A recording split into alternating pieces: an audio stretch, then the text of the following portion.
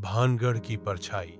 राजस्थान की धूल भरी हवाओं में जब ढोल नगाड़े थम जाते हैं और रेत पर शाम की ठंडी छायाएं फैलती हैं, तब एक जगह ऐसी है जहां जाने की हिम्मत कोई नहीं करता।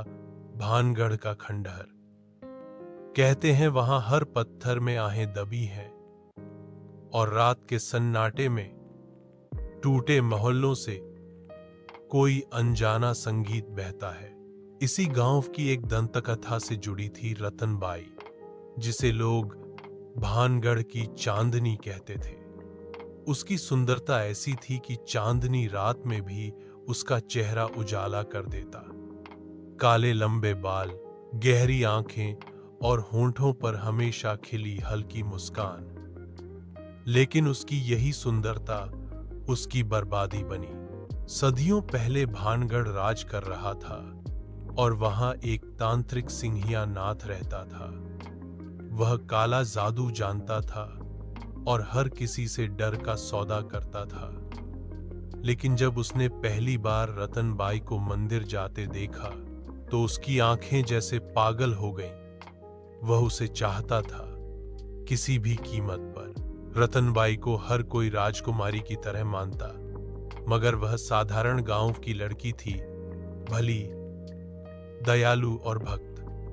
तांत्रिक ने सोचा, अगर वह अपने मंत्रों से उसे वश में कर ले तो भानगढ़ पर राज भी उसका होगा और रतनबाई भी। एक दिन उसने रतनबाई के लिए इत्र तैयार किया। उस इत्र में उसने अपने काले मंत्रों का जादू बांध दिया। योजना थी कि जैसे ही वह इत्र लगाती, वह हमेशा के लिए तांत्रिक की दासी बन जाती। पर नियति कुछ और चाहती थी। जब तांत्रिक ने वह शीशी उसे दी तो रतनबाई की तीक्ष्ण नजरें सब भांप गईं। वह तुरंत समझ गई कि इसमें छल है। उसने उस शीशी को पास ही पड़े बड़े पत्थर पर दे मारा। जैसे ही शीशी टूटी, मंत्र का असर उस पत्थर पर हो गया।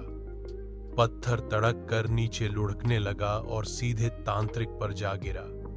तांत्रिक की हड्डियां चकनाचूर हो गईं।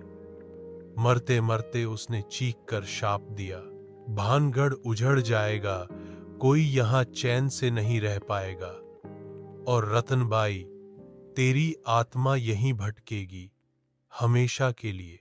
उस शाप के कुछ ही दिनों में भानगढ़ का वैभव डूब गया। लोग बीमारियों से मरने लगे, कुएं सूख गए और महल ढहने लगे। जो बच गए वे रातों रात गांव छोड़कर भाग निकले और रतनबाई, उसकी किस्मत भी अजीब मोड़ पर अटक गई। वह अचानक एक रात रहस्यमय ढंग से गायब हो गई। किसी ने उसकी लाश नहीं देखी, लेकिन कहते हैं उसकी आत्मा आज भी महल की टूटी छतों पर घूमती है।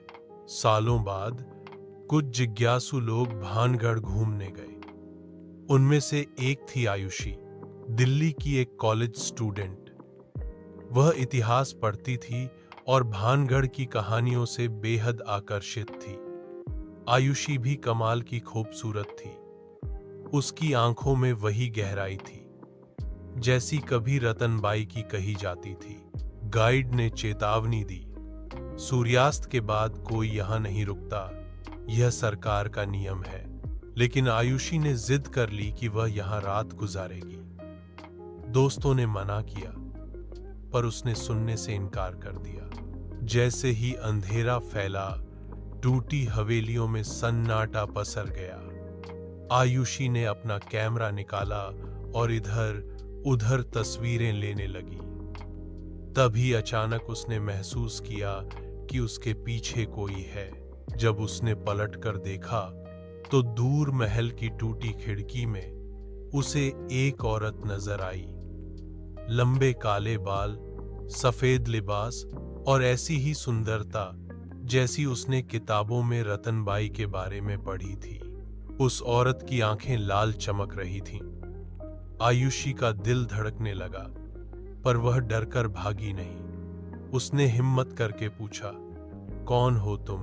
और तभी वह आवाज आई जो हवा में फुसफुसाहट जैसी थी, मैं वही हूं जिसे इस मिट्टी ने बांध लिया।